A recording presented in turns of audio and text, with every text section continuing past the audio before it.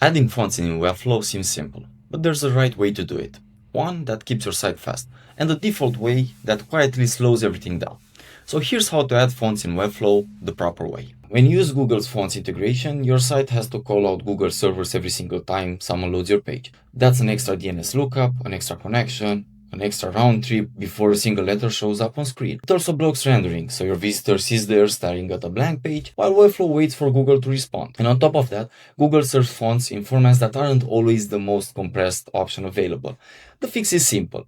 Host the fonts yourself in WOFF2 and only load the weights you actually use. That's it. That's the whole game. Now let's look at the tools that you can use to grab the fonts. So I'll show you 3 fonts. So we have the Google fonts in here. And this is the place where you can find most of the fonts. Let's say we would like to go with Roboto. I'll grab the font from here.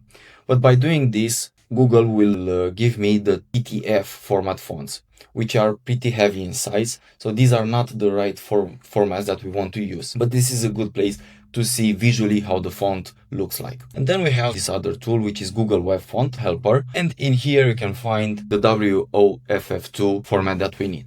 And let's say we need to look for Roboto. And then the next step is to choose the right weights. Of course, we won't need all of the weights, but we will need, let's say we would like to go with regular and extra black.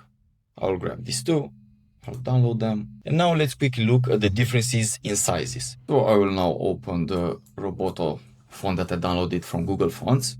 So as we can see here, the size of the regular one is 160 kilobytes. And then the black one is, once again, 160 kilobytes. Now let's quickly look at the fonts downloaded from Google Web Fonts Helper. And the difference is huge. So for these two, we have 22 kilobytes each. So what this means is that every time the page loads, the browser will download these 22 kilobytes. And this is the difference that makes a page faster or slower in speed. And the third tool is Fontshare, and in here we have also another couple of fonts which are free for commercial use.